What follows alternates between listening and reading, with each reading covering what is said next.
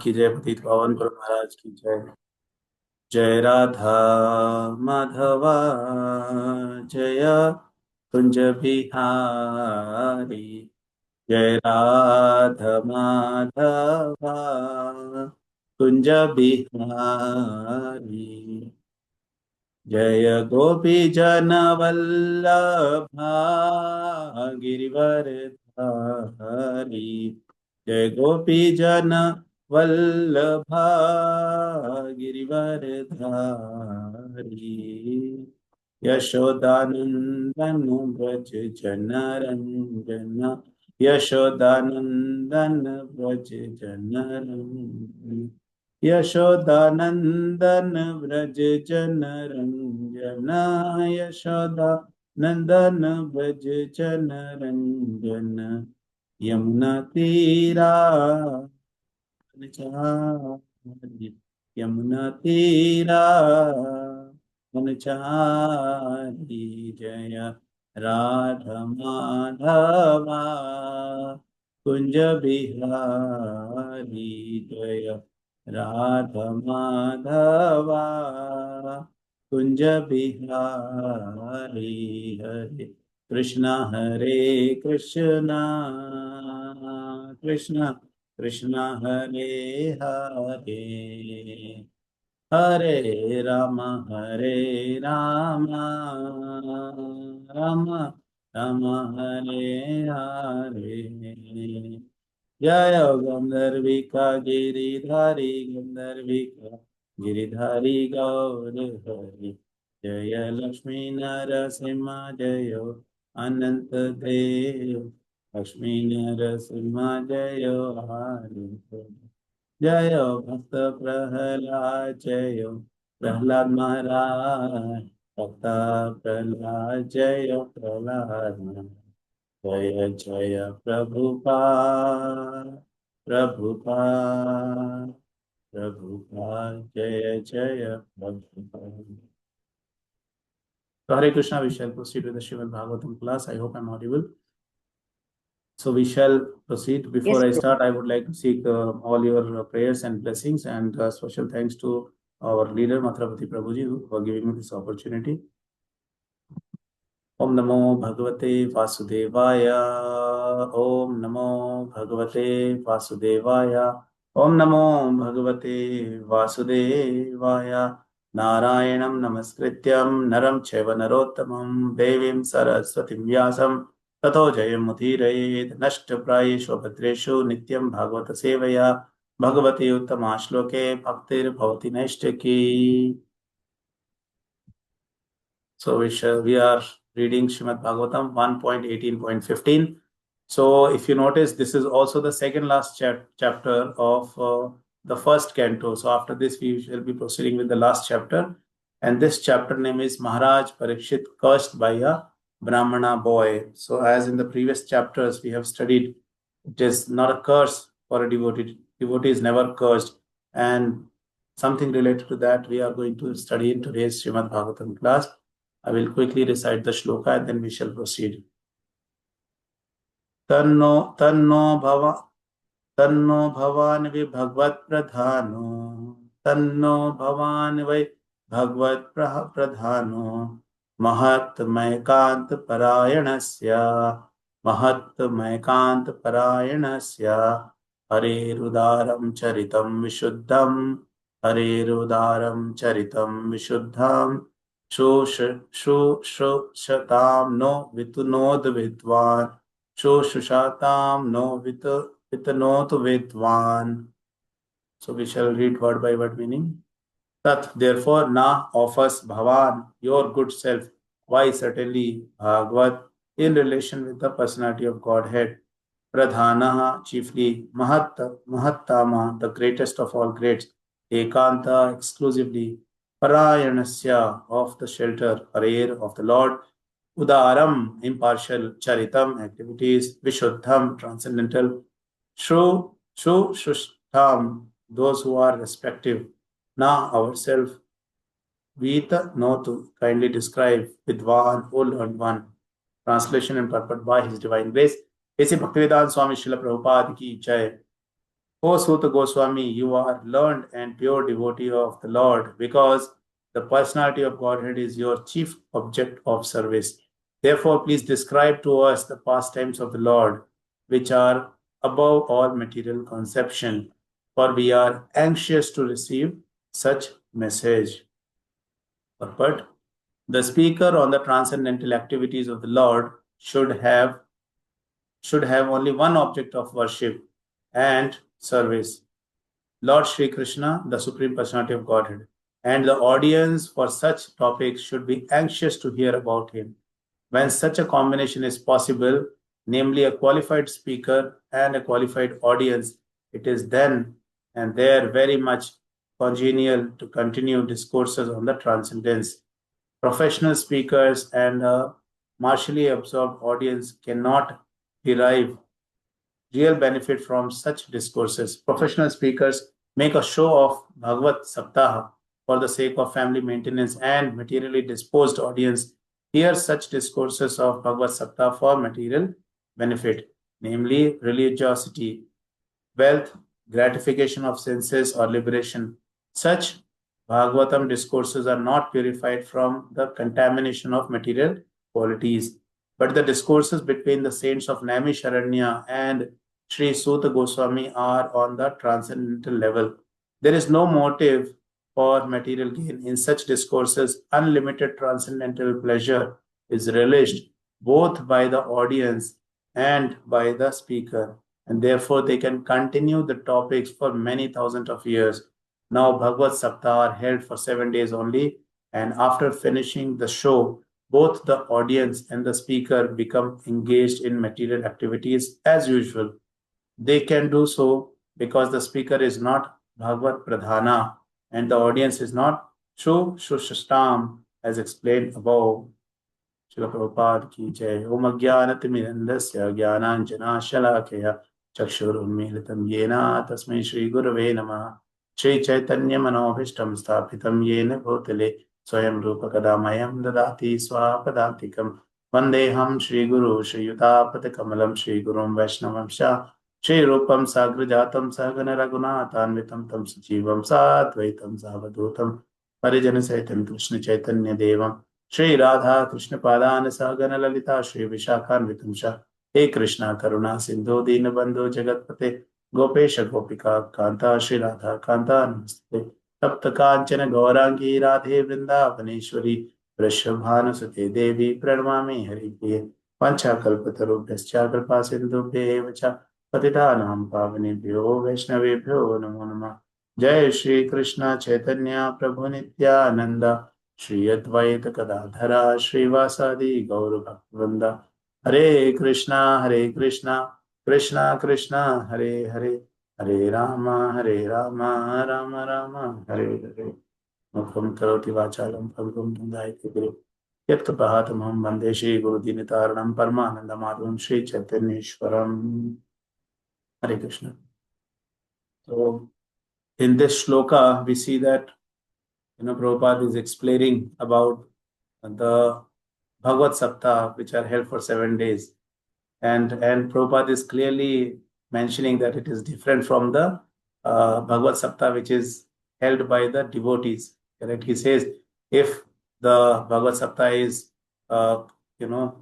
being done by somebody who is doing it for the material gain, just to run the family or maintain the family, and people who are the audience, they are just coming to hear for some time and again they go back and start doing whatever they're doing, then it is not going to give much benefit. So I remember there is a similar pastime.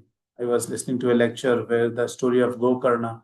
There is a place near to Goa. Goa, everybody knows. I think Gokarna also many people will know. So Gokarna is having some, spiritual significance. And there was a story about Gokarna. So what happens? There was a Brahmana whose name is Atmadeva, and his wife's name is Dhundhali. So Atmadeva and Dhundhali, these couple, they didn't had a child. So Atmadeva was a very nice Brahmana. He used to recite his verses and his duties. He used to do very nicely, and he was a very humble kind of person. But his wife was very arrogant, and she was always troublesome, always quarrelsome, always wanted to pick up a fight. But Atmadeva was very, very careful. He knew the purpose of life, and he was able to control his anger because he was a qualified Brahmana, and he never reacted in such a manner in order to create the fight. But his wife was always troublesome. So sometimes, when she is not getting response from Atmadeva, then she'll go outside and she'll fight with the neighbors. So that was the situation of Atmadeva and Dhundhuli. No, they didn't had a child, and that was also the worry of Atmadeva. He was worried that I don't have a child, and he was such the situation was so much bad that if he plants a tree, then that tree will never bear a fruit. And if he had a cow, and even the cow didn't give birth to a child, give birth to a baby. So that was the condition of Atmadeva, because whatever looks like there was some bad karmas in from his previous life, because of which he was not getting a child, and he became very upset one day. Ideally, a devotee should never become upset, but what to do? Sometimes we are, most of the times we are, in the clutches of Maya, and because of that only, when we are in the association of devotees, then these things doesn't bother us.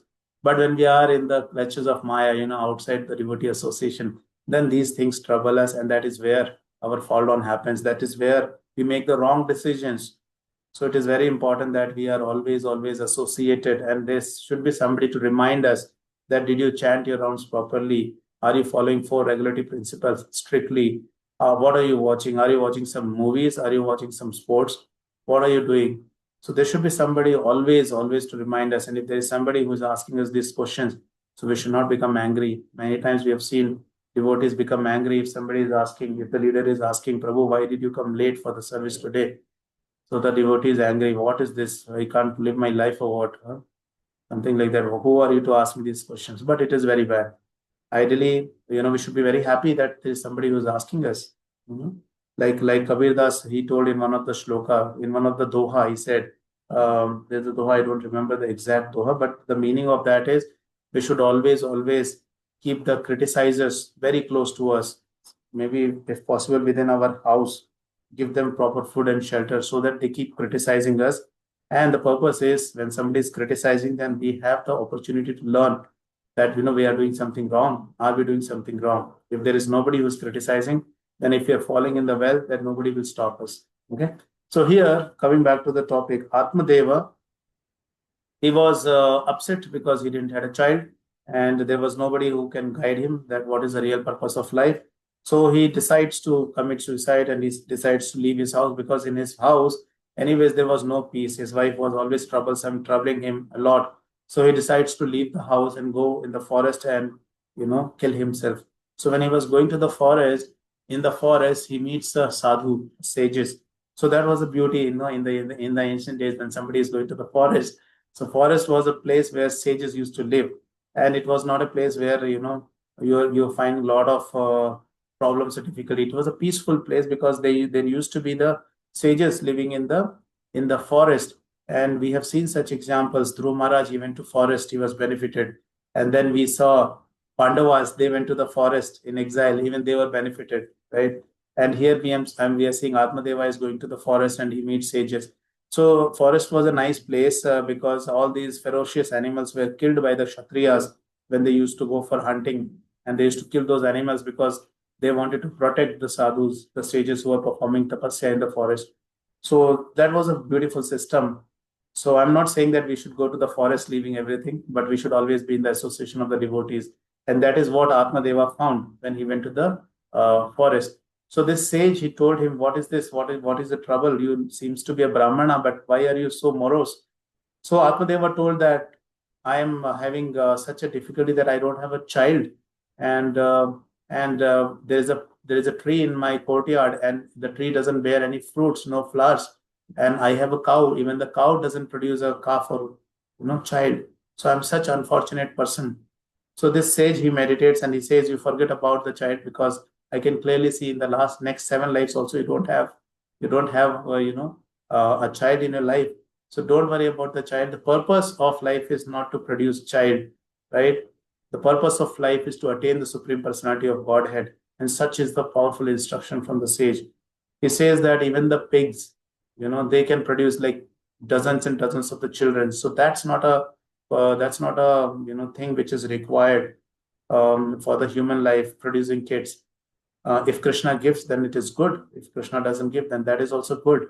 Because the purpose of life is to attain the Supreme Personality of Godhead and not do anything else. But this Atmadeva he was not happy with the pravachan given by the sadhu. Sometimes we are not happy when we get an advice which is not as per us, right? And we see that many people, they go to hundred of people asking, Prabhuji, can I do this? Prabhuji, can I do this? They don't ask this question to their leader, to their Siksha Guru, who knows the family, who knows all the situation, and based on your situation, he can guide you the best. But what we do, we don't go to the Siksha Guru, we go to all set of people, and sometimes we are searching, we are finding if somebody tells something which is similar to my thought process, then I will accept it, and I will say I am doing this as per the guidance from a Vaishnava.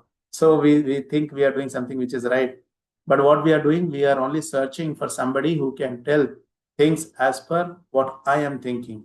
If I go to 10 people and 10 out of 9 people, they tell me, Prabhuji, you should not do this. But one person, he says, okay, you can do this. Then what I will do? I will not listen to the 9 people, but I will listen to the one person. Why? Because he or she is talking as per my requirement, as per my need, as per my wish. So see what we are doing. For the namesake, we are taking the guidance from us from a senior Vaishnava, but we are actually doing what we want, and that is very bad. So here we see Atmadeva was not happy with the pravachan. He says, no, don't give me pravachan. If you can give me a child, give me a child. That's it. Otherwise, I'm going to kill myself. Now, this sage, he was very intelligent. He reminds him the story of Chitraketu Maharaj, the son he got, Harsha Shokal, son which Chitraketu had got, which became the reason for his happiness, but also became the reason for his sorrow. Right? We know the story of Chitraketu. So this Brahmana was still not specified. Atmadeva, he said, no, I want a child. Then this sage, he meditated and he produced a fruit and he gave it to Atmadeva. And he said, Atmadeva, you take this fruit and go and give this to your wife. And then you'll be having a child born in your family who will be very, very brilliant child. Now Atmadeva becomes happy because now the sage has given blessing that the child is going to be very, very brilliant child, not a demonic child, right? So he goes to his wife and happily he gives that fruit. But there was a condition which was given by the sage. He said, your wife should follow all the rules properly, all regulatory principles. She should not lie. She should cleanse herself. She should eat only one time a day. And then you will be given birth with a very, very beautiful and, intelligent child. Now, when this condition was told by Brahmana to his wife Dhundhali, Dhundhali is somebody who is very, very arrogant, doesn't follow everything properly, liar number one, and creates so many fights within the neighborhood. It was very difficult for her to follow all these pious rules. She was thinking, if I eat this fruit, I have to give birth to a baby, and then my stomach will become big. I have to go through that labor pain, and it will be very difficult for me. So what she does, she instead feeds this apple to the cow. And later on, we see that the cow gives birth to a very wonderful child whose ears are like cow and the body is of human being, very intelligent, very brilliant.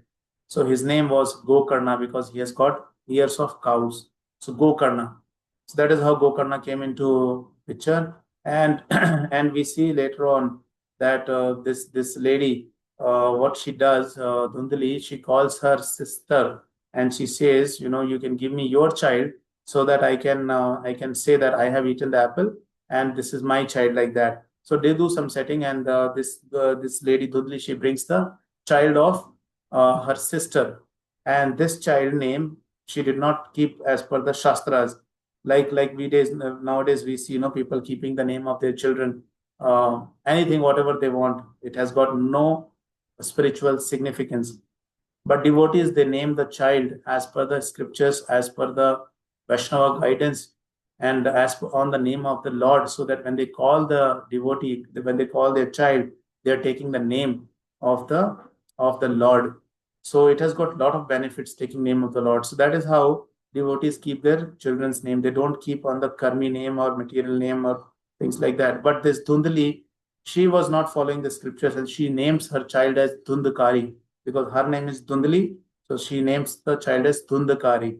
Now this Dhundhakaari, he was very, very arrogant, very, very troublesome, very, very, kind of person who creates all kind of difficulties, pushing people in the well, hurting the children, troubling everybody. And as he grew up, he started doing sinful activities, going to the prostitutes, going drinking, unlimited eating non-vegetarian food, doing gambling, robbing people, murdering, like that he started doing. So Atmadeva had to leave his house because he couldn't bear all these troubles. He left his house, he goes to the forest, and Atmadeva's next son Gokarna, he also instructs him not to stay in the house, and Gokarna also leaves for the Tirtha Yatra. And this Atmadeva, he goes to the forest, and he was staying in the forest, and there he achieves perfection and goes back to Godhead. So you see, he took a very long cycle, right? If he had done this in the first place, he would have not got a lot of trouble. He had gone to the forest, and when the sage advised him that you forget about the child, you do the meditation, tapasya, you follow your religious principles, and you can nicely go back to Krishna. But Atmadeva didn't want that. So what happened? He had to take a big roundabout, and finally he had to come back after getting a lot of beatings, after getting a lot of troubles, because he wanted to enjoy a little bit, happiness of becoming a father. And that is a very big lesson for us, that, we want our own happiness. We want our own things. I want to enjoy this. I want to enjoy this. But mind you, to do that enjoyment, we have to take a very long cycle, a big roundabout, and then we come back to Krishna saying that, oh my God, I think this was the better way. I would have done that. But see, I took a very long circle, and then I came back to you again. We have also seen the example of Narad Maharishi. Once he asked Lord Krishna, what is the power of Maya? And then Lord Krishna asked him to go and get a glass of water. And Narada goes and he knocks at door. And when he knocks the door, he finds a very beautiful lady, and he gets, attached to her, and he gets married to her. And he has children, grandchildren. And then once after that, there is a big flood, and all this family and all these children and all this wife, everybody is floating in the water. And then suddenly the water disappeared, and Narada came into consciousness, and he sees that Krishna is standing in front of him. And Narada says, my dear Lord, you are here. And Krishna says, I asked you to get a glass of water, right? So he went to get a glass of water and took a very, very long time, came back after 3 generations. He became a grandfather. Then he comes back to Krishna. So see, when we are in the clutches of Maya, we have to take a very, very long cycle. And it is very risky. If we don't achieve Krishna in this life, then there is no second chance. We might go to even heaven thinking that, okay, I'm doing all pious activities. I'm not doing any sinful activities. Even if I don't achieve Krishna, no problem. I can go to heaven. But heaven, we know that there is, 1 day of heaven is 6 months of material world here. And if we live 100 years of heaven, how many thousands and thousands of years have been passed in the material world here on the Bhuloka? And we have this golden period of Kali Yuga only for the next 10,000 years. And after going to heaven, when we come back, we might not be in a place which is within the golden period of Kali Yuga of 10,000 years. We would have crossed those years, and then just imagine our plight. It would be so difficult to achieve Krishna in that situation. So let us not take the long turn like it is taken by Narada. Like here we see Atmadeva has taken a very long route and came back and achieved the perfection. So the point I'm trying to make here is, when Dhundhakaari, he saw that his father has gone, he started troubling his mother, and his mother Dhundli finally had to commit suicide, jumping in the well. So you see, that is again the plight of a lady who is not following the husband who is a devotee of the Lord, because she is doing things on her own. So normally we see in the scriptures, it is mentioned that when husband is a devotee and wife is just serving the husband, so whatever husband does, 50% of that goes to the wife straightforward. That's a powerful sentence from the shloka, that if you are serving your husband nicely and your husband is a devotee, then you are going to get 50% without putting much endeavor, because you're serving the husband. But here Dhundli was not serving the husband. She could not get anything from Atmadeva's bucket, from Atmadeva's kitty. Atmadeva goes back to Goloka, but this Dhundli, she dies and she goes to the hell with all the negatives which she had created. And we see Dhundhakaari, he was also killed later on by these prostitutes. and he gets into the body of Preta. He became a Pret. And he was not having, so when somebody gets into the body of Pret, Bhoot, Pret, Pishach, so they are not able to eat anything, but they get the same amount of hunger. It is not that, they will not get hunger. They will get hunger, but they are not able to eat anything. They are not able to drink water. They are hungry and thirsty for years together. You can imagine when we follow Ekadashi, when we have Nirjal Ekadashi, when we were following Janmashtami fasting, and after that we had Prabhupada's appearance day fasting, and then we had Ekadashi. So we were finding very difficult that, there are so many fastings. But just imagine this Dhundhakaari who became Pret, who was into the body of Pret, and he was not able to eat for hundreds and, for I don't know how many years. And that is what happens. People who take the body of Bhoot, Pret, and Pishach, they can't eat anything, but they are hungry. And that is why it is recommended that we should never commit suicide.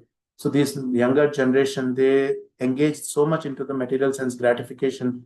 And then when they are, because anybody who is in the sense gratification, they will feel dry after some time. Whatever you do, whatever, even the millionaire person, he's also dissatisfied in spite of doing so much of sense gratification.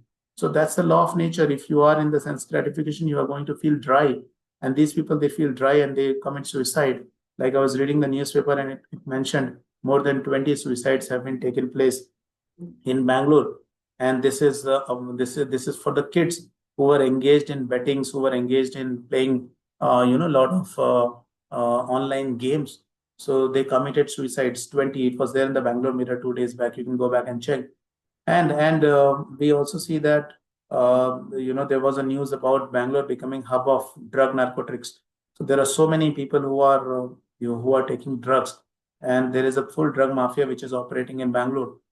So on the one side, we are trying to make Bangalore as first Krishna conscious city, but on the other side, you see there are so many drug addicts. So probably this is going to be the the ground for us. Maybe Lord is setting the ground where people, they follow all the sense gratification. They become dry and they come to Krishna consciousness. They start reading Bhagavatam. Something like that may happen, I think, in the future. So the point I was trying to make, this Dhundhakaari, he was killed by this prostitute. He was in the body of Preta, and he was not able to eat anything. And somebody who commits suicide, who gets unnatural death, they are also in such bodies of ghosts wherein they can't eat. So when Gokarna, when this boy, wonderful boy Gokarna, when he comes back and he sees that his brother is in the body of Preta, because this Dhundhakaari, he tried to communicate, he tried to connect with Gokarna. Just give me a second.